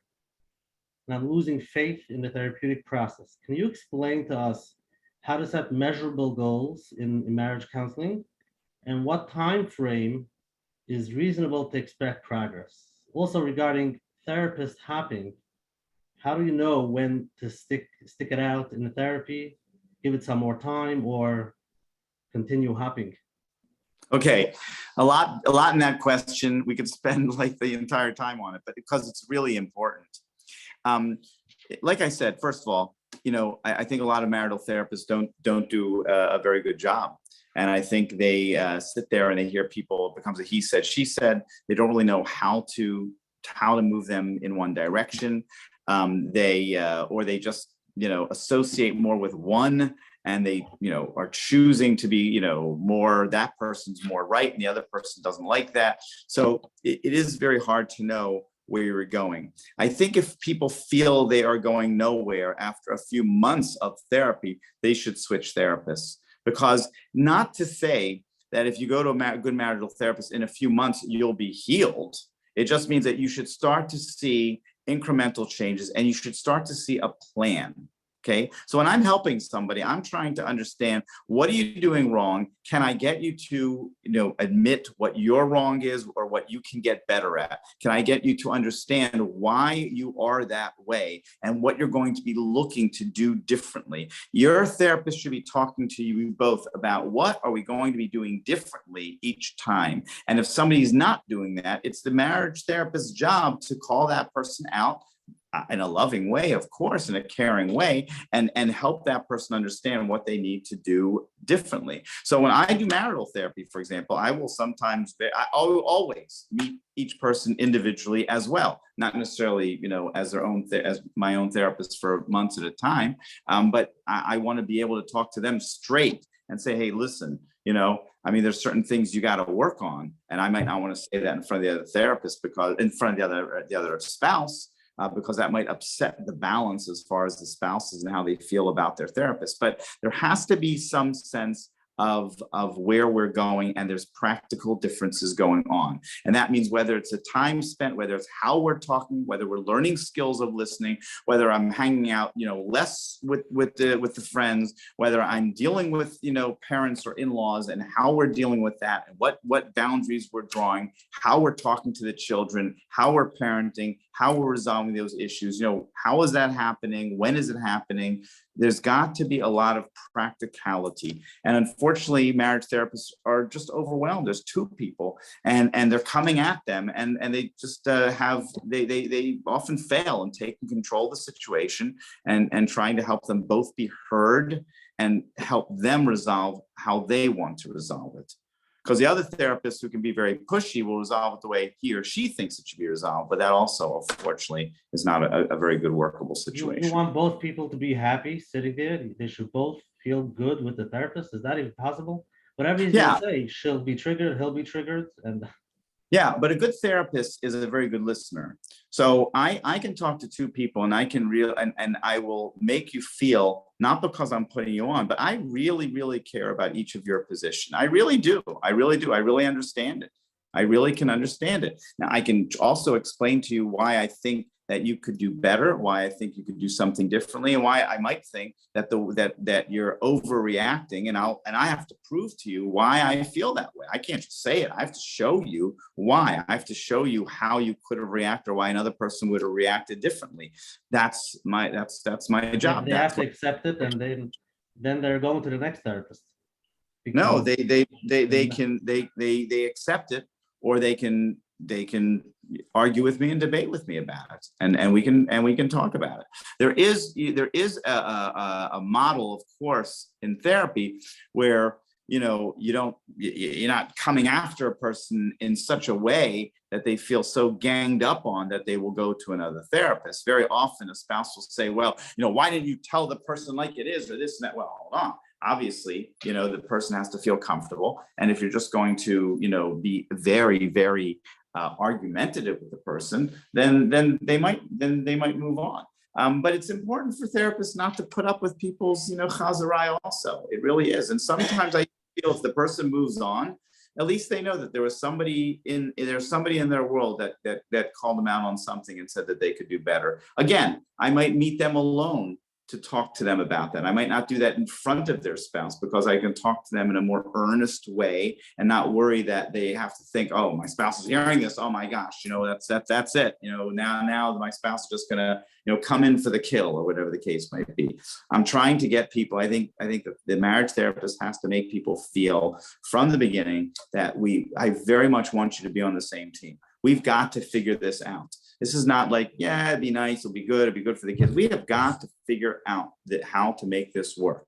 And unless one of you is like so off the map and they can't be brought back to reality, with certain degree of personality disorders, we should be able to do that. Also, it's a matter of time. Let me tell you something, Coach. May I call you Coach? Let me tell you something, Coach. The idea that we have a marriage that's been suffering. By the way, when do people come to marriage counseling? They've been suffering a long time. There's a lot of bad history. So you're going to come to somebody for 50 minutes to an hour a week. You got to be kidding me. Okay, so like when I have a full practice, I rarely take people on. I got to give people time. First of all, there's people who travel from all over the world and they come to me and I see them for 2 days or 3 days at a time. That's my beginning.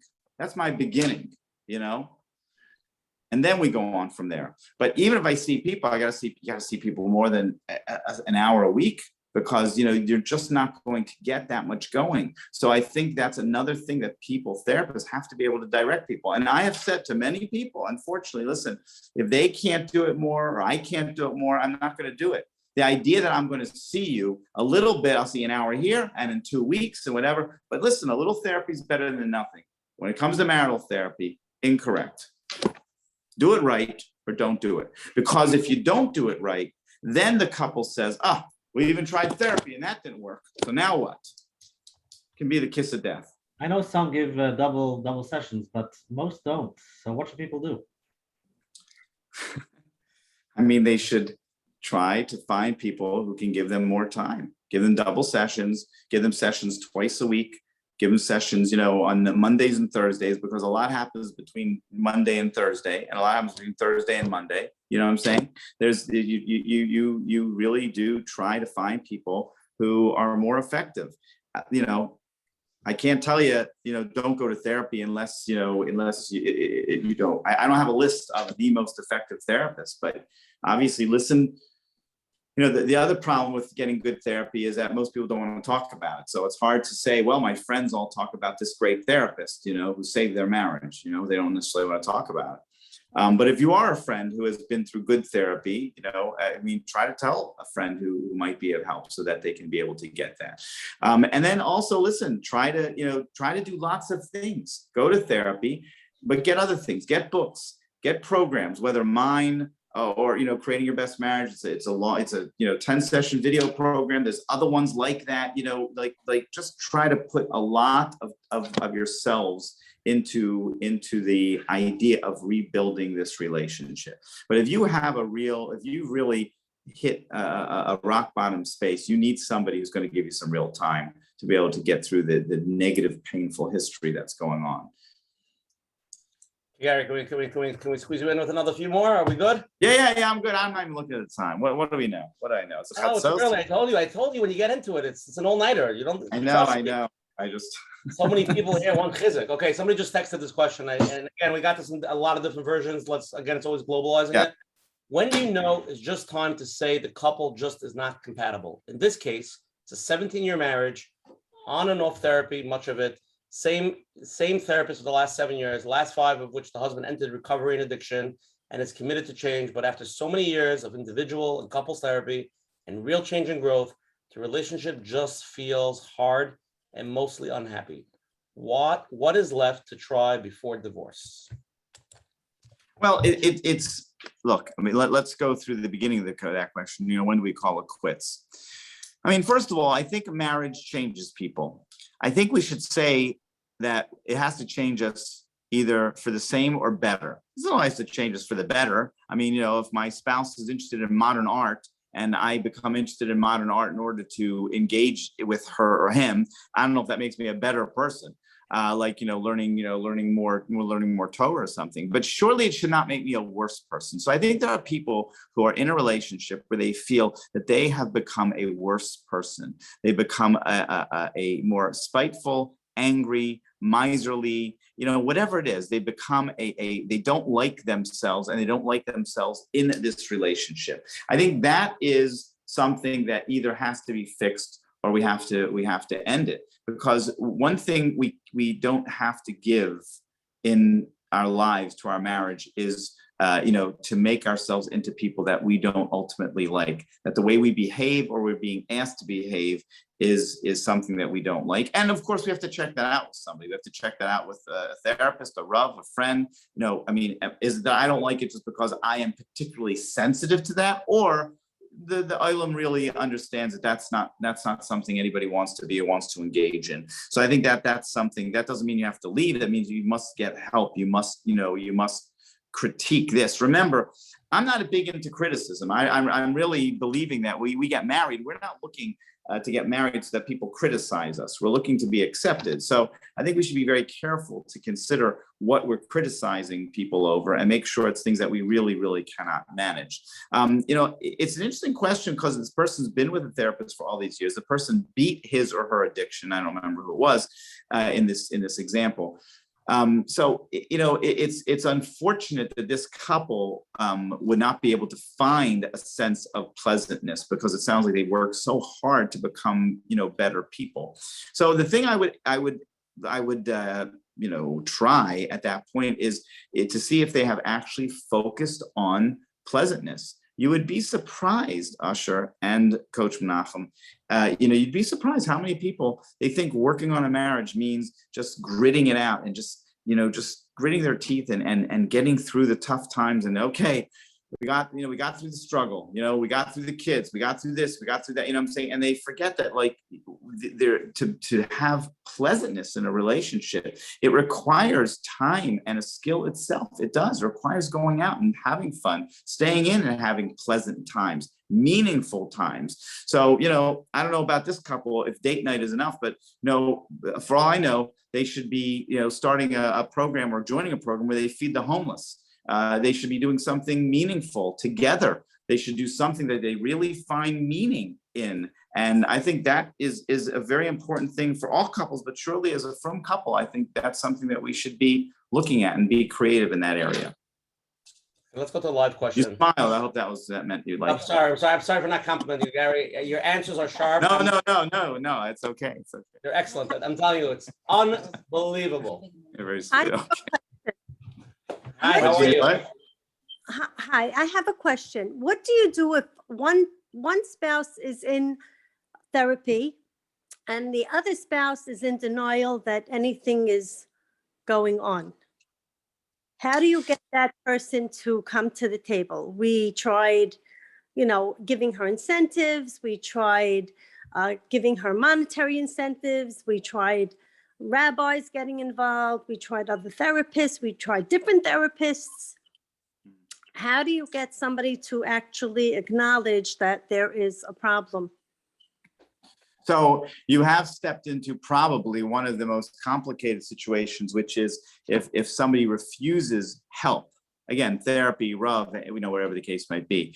Again, at that point, that's probably one of the saddest points, because it either means that the person who's in therapy, obviously, they have to try everything they can to try to motivate that person, not just to get help, but to motivate them to be better in the marriage. Remember, therapy is not always necessary for both people. Sometimes one person, not that they're the bad person or the most wrong in the situation, but I can affect the happiness and the pleasantness and the love and the connection and the meaning in a relationship on my own. Because the more I change, the more the other person, needs to change, or else we begin to become more distant and disconnected. So that is a problem when a person is going to therapy or is involved in anything outside the relationship that's meaningful, and the other person does not want to participate, then that means that one person is going to grow without the other person, and that becomes, a dangerous struggle. The only other thing, you didn't mention this, although maybe now that I'll say it, you'll say, oh, we tried that also, is family members. Sometimes there are siblings, friends, beyond Rabbanim. Sometimes there are people, the old, intervention, right? There are sometimes people who are closest to you that you can try to convince, because a lot of times those people who won't get help, they don't want to get divorced either. And, we talk about divorce. Yeah, people have been, the divorce word has been bandied about for years, but sometimes they don't realize that, no, this is really going to happen. And, if it's really going to happen, you have a chance to save yourself and save, your marriage and potentially your family if you have children and such before. So that would be my best idea, is to go leave no stone unturned as far as trying to get this person into some sort of help. Here's a question, somebody complaining about his wife. My wife has a hard time setting limits with our kids and allows them to get away with anything, including sleeping in instead of going to school on time. These are older kids. And picks them up when they call them, even though it's for no reason, and rescues them from getting into trouble. Lets them watch movies, television shows, even though it's not how we agreed to raise our kids. It seems she has no strength or spine to take charge and be a mom, and is more afraid of losing their affection than doing the right thing and being their guides and holding appropriate expectations and boundaries. What is the best way to navigate this? And is there any hope? Yeah, so there's plenty of hope, but the best way to navigate it, of course, it's a funny thing. Every conversation, every question I always get from the person always says the other person's the mistake, the other person's, crazy, whatever. I always say to them, listen, what can you do to effectuate change? Because that's really all we can do in life, right? We have to remember that even in a couplehood, right, I am empowered to take care of me. I really can't control my spouse, but I can make changes. And very often in spousal relationships, we tend to think, something that's not my problem. It's not my job, not what I'm supposed to be doing. And that's where the team concept breaks down. If somebody's on a team, whether it's the business team or sport team is either easier one. If the other person is injured and they're not doing well, if you say, well, too bad, that's their job. No, I got to pick up the slack. So sometimes we do have to pick up the slack, and we have to, by nature of modeling and by nature of conversation and by nature of teaching me, this is what you have to do with the person. This kind of person, again, she probably, in this situation, probably has issues from her childhood and the way she was parented, and which is leading to this sense of lack of complete discipline. The person is correct. That discipline is very important, and we teach our children how to manage life. We teach our children how to be self-disciplined through discipline. Unfortunately, it's another whole sheer, we could say, is that people tend to discipline when they're so upset and so angry that they bark at their kids, instead of realizing that we are the mechanech of our children in that way. And it's one of the most important pieces, is to teach children how to be able to manage challenges, how to overcome friction and conflict in our own lives. So definitely crucial, but taking a loving space and taking a loving conversation with her and sitting down with her, if she can get her into help with, not necessarily a therapist, but maybe a Rav, maybe a parenting class, go with her. Talk to her. How can we do this together? How would we do you think it's okay? Do you think this is good for your children? Most people would say, I don't think it's good, but it's not that bad. Well, we can talk it out. and really be more of a support and more of a leader as far as that. Now, if that person was here today, he'd say, come on, I mean, is that what I have to do? I shouldn't have to do that. Yeah, you should have to do a lot of things, I'm not saying that, but if the person is really, they're suffering is my point. They're not taking advantage of you because you want this and she wants that. They're suffering. They're unable. They're incapable. So you want to approach them as somebody who is suffering and needs your loving help and guidance to strengthen her in your relationship. Wow, beautiful, Gary. How many more can we do? One more, two more? Tell me. Sure. Okay. I think we should cover this because we spoke about it a little bit. And we got a few different versions of this. My husband and I have a functioning but dry marriage. I do not confide in my husband and he doesn't confide in me. To make things worse, over time, it's become clear we really don't have the same interest. It is just that men and women are different, or did we marry wrong? And couples are supposed to talk with each other and consider each other friends. And yes, we did the date night thing. There's nothing to talk about. Yes. So what's happening here is they're not creating any passions. They haven't put any time into creating something within the context of the relationship. What we usually do in life is react. We react to what life shoves in front of us, from schooling, even from Torah perspective, right? It comes at us and we just react to it. Instead of sitting down and saying, okay, I want to have, my husband and I, we have a dry marriage. We have a dry marriage because all these years we haven't built something around ourselves. We haven't built something around our passions. Now that doesn't mean that, this person is going to love everything that other person does or vice versa. But we have to try to find things, and it's a matter of trial and error to find those things that we can do together and get out there and start doing them, whether within the home or outside the home, of course, but, developing something together. And I think that two people have to be, committed, and they have to say, listen, we're together, it's okay, but we don't have the passion. So often, people think they're doing a great job when their spouse wants to run off and take up a passion. They think it's great. I let her go do her thing. I let him go do his thing, whatever. It's a terrible idea. Why do we want people, our spouses, to have all this passion and have all this discussion and interest with themselves, with other people outside of us? We want to join in that passion. So I think that's why marriage is supposed to take us where we didn't expect. Same thing with your children. I had a kid, my Bukhar, who became very involved in jujitsu. Believe you me, I was never planning on jujitsu. I didn't know from it. I didn't know anything about it. But I became an expert in what jujitsu was and why? Because it's my kid. But if it was my spouse, a lot of people would say, it's not my job. You know what I mean? Not my job. No. We want to engage and we want to embrace what our spouse is interested in. We want that in return as well. But a lot of times people don't even get started there because they just think, I shouldn't have to work so hard. So many people will say, if I have to work this hard, is it a good marriage? I mean, it will be a good marriage if you work that hard, typically under most circumstances. What's the story with the couple here we're from couple, we both come from homes. However, after the first year or two in marriage, I've noticed my husband slipping in Yiddishkeit. That's small things. She's not sure if it's small or big things, but she noticed it and soon started changing his clothing to more modern. And I'm afraid what's going to come next, especially since we have 6 children together, various ages, and he gives mixed messages. What is the most effective way to handle this without damaging our relationship in the progress? So this is an age-old issue. It's funny that she's asking this. I remember there's a relic from the Geniza that talks about the woman sending something to her Rav, saying that my husband's going up to the mountains, to be with people who aren't religious, So it's been around a long time. Look, changes in frumkeit are things that we should take very seriously, but they should be things that should be engaged in, again, with love. A lot of people like this person, again, it's not a matter of right and wrong. It's a matter that she might become very nervous. What does this mean? Where could this go? And she might be right.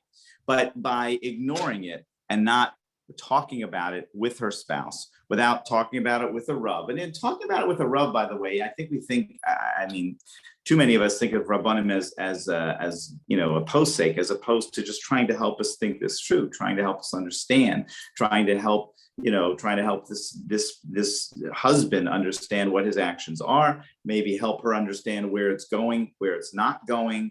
We're so afraid that very often fear causes us to not talk, and fear causes us to create conflict. So I think the idea for her should be to find a calmer way to sit with him, talk to him about her concerns, and ask him if they can talk to their Rav together for her. Not to say, I want to go to the Rav because he's going to make sure you go to Minyan, and he's going to make sure you put on, your black hat or whatever. No, let's go to Rav so that I want to be a better spouse. I want you to be a better spouse to me. Let's talk about it. And let's talk in this marriage, what are the real important places of frumkeit that we want to keep and we want to grow and we want to develop?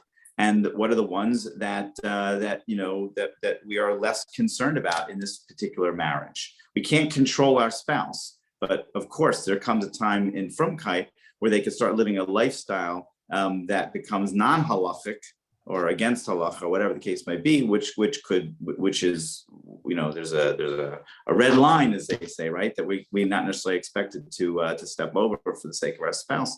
So we want to make sure that we're developing together. Beautiful, Gary.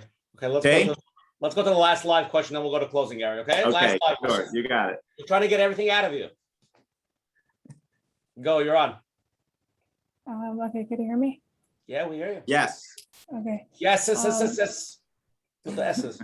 So as a teen, still at home and really breaking from the tension between my parents, it's pretty extreme. So how do I cope with the pressure? And I want my habits and relationship to be healthy despite this. So, yeah. So are you presently living within your parents' home? Is that what you're, Yes. No, you are. Okay. So I didn't hear it so clearly, but you were saying that your parents have a very unhealthy relationship, in your opinion. Is that what you said?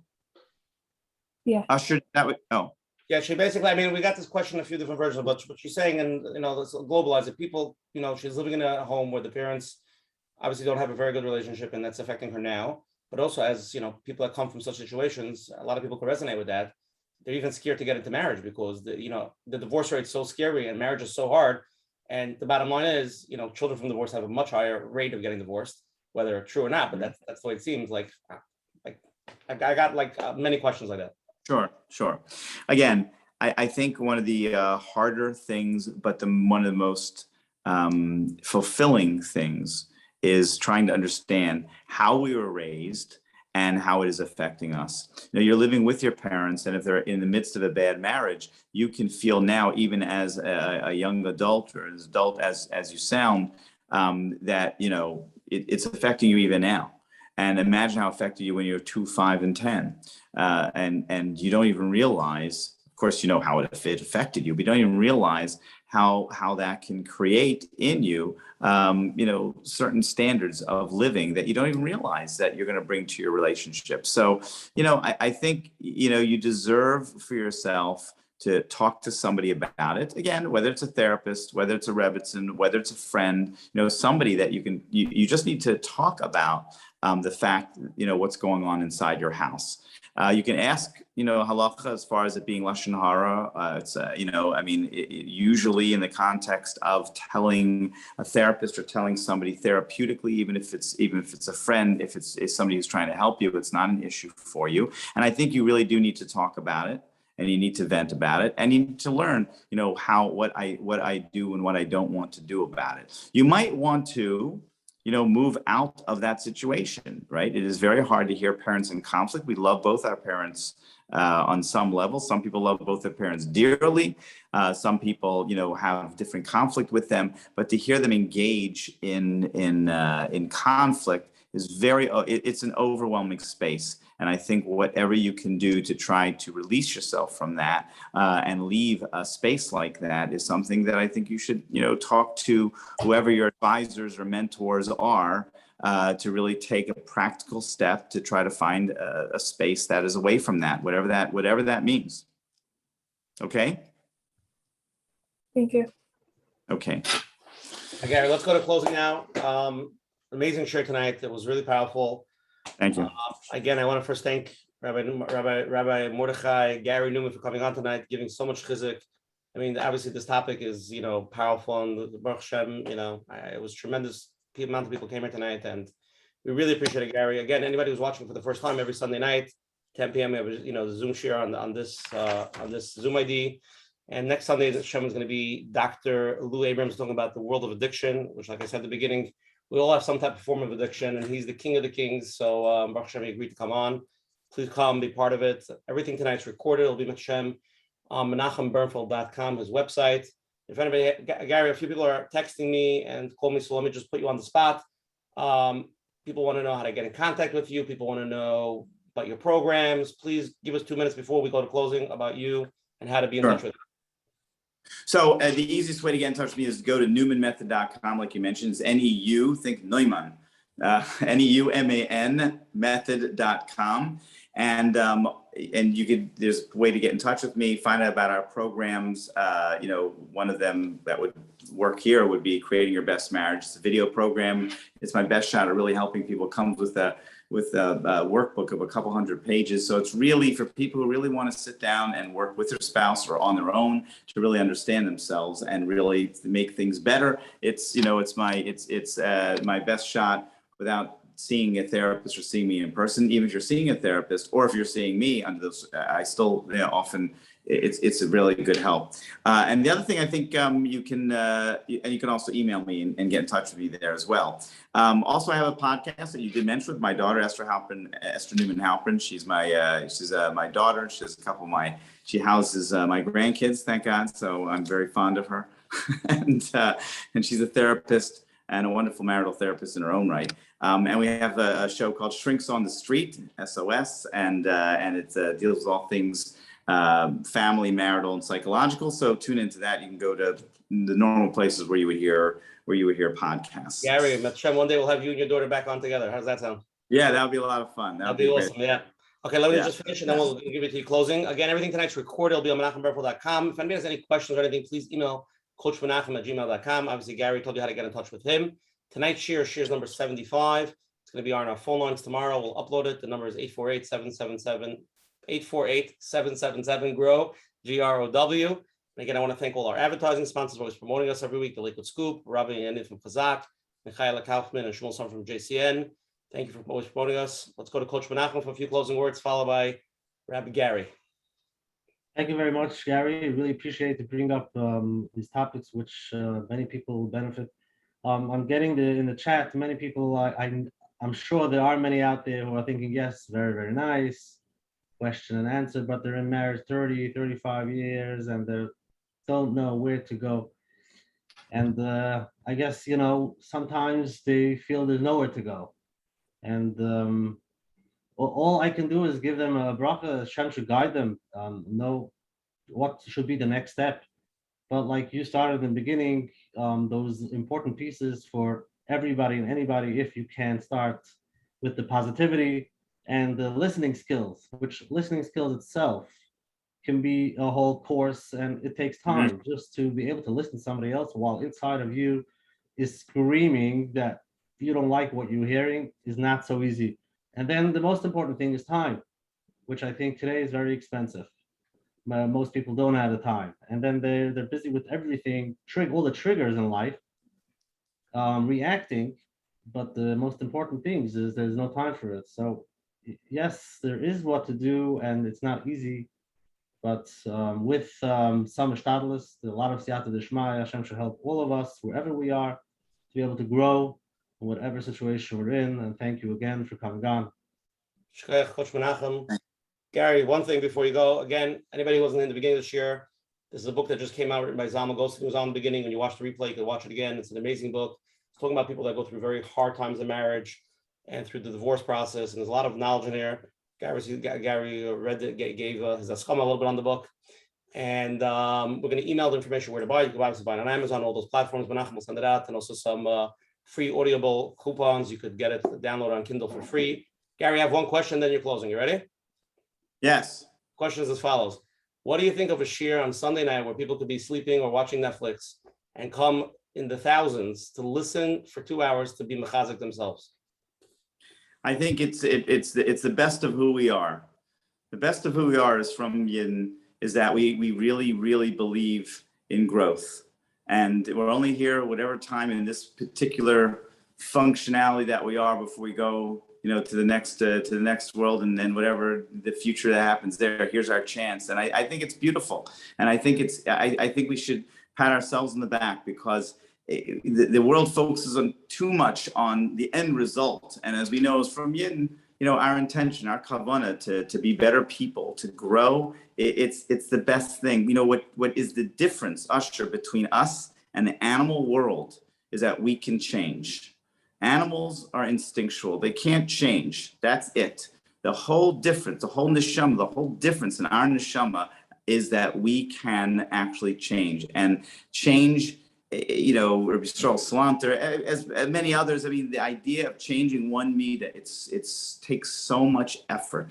And that speaks to what, Menachem, what you were saying before, was that, instead of giving up hope, and instead of saying it's been so many years, whatever, it's not about one thing. That's what I think people get caught up with. The road seems so long, they can't imagine. But something, if you start listening and you start going on a date and you start appreciating your spouse, then that gets you to the next level where your spouse might be more flexible to say, okay, now I'll go see somebody, or now I'll go do this, So it's not like, give me the one answer that's going to solve all of this mess from all these years. It's not true. Life is never like that. Nothing is built in that kind of way by a snap of the fingers, and that's what we have to do. And I love what you said, Menachem. Listen, we forget sometimes that davening words changes life. It changes. Hashem changes the creation through our davening. I think it's funny. I think that abracadabra comes from the Hebrew words, kedibra, right? That create with like my words. I think abracadabra comes from that, and that's the point, that we really do change with our words. So our words to Hashem, but equally, but similarly, our words to our spouse. When we say to our spouse that I care about you and I love you and these are the things I appreciate about you, it really changes how we feel about each other, and it can take so much tension away, and it can add so much love into the room. So I think that that's really, upon ending, a couple messages I want to get across is that, first of all, overall, you have to remember that who knows why we are put here in this world. Everyone wants to believe that, I'm here for my children, I'm here to help the community, I'm here to do mitzvahs, of course. But who's to say that a large part, if not major, I don't know, who says it's not to care for the neshama of your spouse? Now that doesn't mean that you should get wrapped up that if your spouse in a dramatic sense is overwhelming, that you should just live your life giving and not to anybody else. But the fact is that maybe the reason I was put here on earth was not for everybody else primarily. Maybe it was primarily to take care of my spouse. That could be to build something with my spouse. We forget that, and we want to give our spouse relationship short shrift and put so much energy into everything else. And I always think about Avram Avinu walking out of the Kivson Eish, and he walks out. Of course, Avram wasn't like this, but if we walked out of the right and we weren't burned up, we would think, pardon the pun, that we are pretty hot stuff. And we would say, oh my God, I am incredible. Me and Hashem, we are so. And then the Chacham tells the reason he walked out was because he didn't have Yitzchak yet. Hashem didn't let him out because he was the biggest tzaddik in the world. The Chacham seemed to indicate that the reason was because Hashem needed him to have Yitzchak. Had he had Yitzchak, it might not have worked. So who knows what Hashem's giving us this for and giving us that for, and what we're here for. We might be here just for no other reason other than primarily to care for our spouse, to care for our children, to care for our family.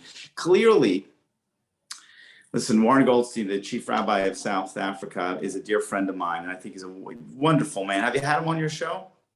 Not yet. He's a terrific individual. So he and I were talking, and we pick each other's brains. And one thing he had said to me that I thought was so funny. He said, I don't know. I mean, obviously Hashem is so consumed and concerned with family relations, marriage, and parenting. Because if you read Bereshis and you took out all the Torah God pieces, you'd think you're reading Lahavdil, a Jane Austen novel. It's Hashem is talking about the families and the Avram and Sarah, how they're talking in this one, and the marriages and the brothers, and it's like obviously Hashem cares so much of who we are has to do with our families. So that's my first primary message upon ending, is that before you think about, what really makes me feel good is when I'm giving outside of my family. That's when I really feel good. I'll never forget, we have time, right? I mean, now it's just us, right? What's the difference? All night, just us two. Just us talking. Everybody else can. I'll never forget, I went to speak to this women's group, a couple hundred women, very powerful. I remember they raised $3 million. This is like 15 years ago. So my wife and I go, and I'm the main speaker, and we sit around the table. And we're at the table with the head women. So they're very powerful women. So they say, okay, we're going to go around the room. We're going to tell you who we are. And the first was, I'm CEO of the state. The next one, I'm CEO of the country. I'm CEO of the world. I mean, they're very, very powerful business women. It comes to my wife. Unbeknownst to me, my wife says, well, I run a home for unwanted children. I take care of their educational needs, and I bathe them, and I cook them, 3 meals a day.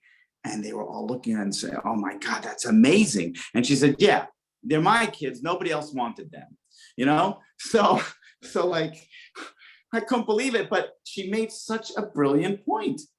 When she was talking about being a parent to somebody else's kids, she was at Tzedek's. To her own kids? We get it. All right, you're a homemaker. We get it. You know what I'm saying? We're working so hard. It's so important to be a good spouse, to be a good parent, to be a good family person. So we don't want to forget that, what have you done for me lately? Everybody's got 5 kids. Everybody's got 10 kids. Everybody's got this. Everybody's got that. So what are you doing different? What do you mean by doing different? What do you think? Hashem puts us here. It takes a lot to do this. This is what I should be appreciated for. This is what we should be working on together and making sure that we're developing a wonderful, team, meaningful together and a wonderful life together. Upon ending, I'm just going to say a simple thing.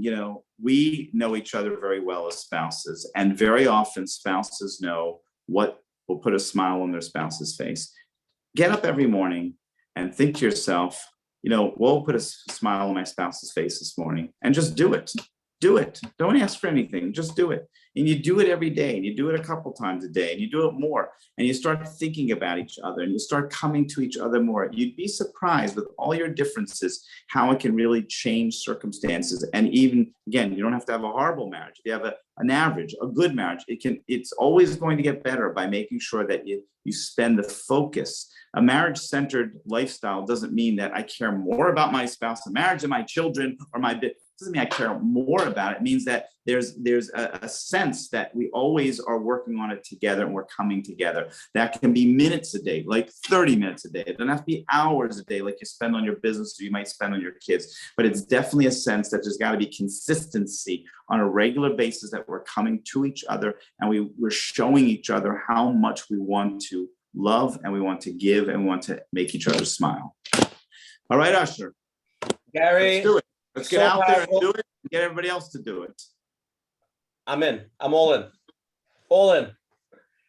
All right. Thank you so much for coming on. Again, Thanks. next week, we'll This is see great. everybody October 17th with Dr. Lou Abrams. And thank you again, Gary. Good night. Take care. Be well.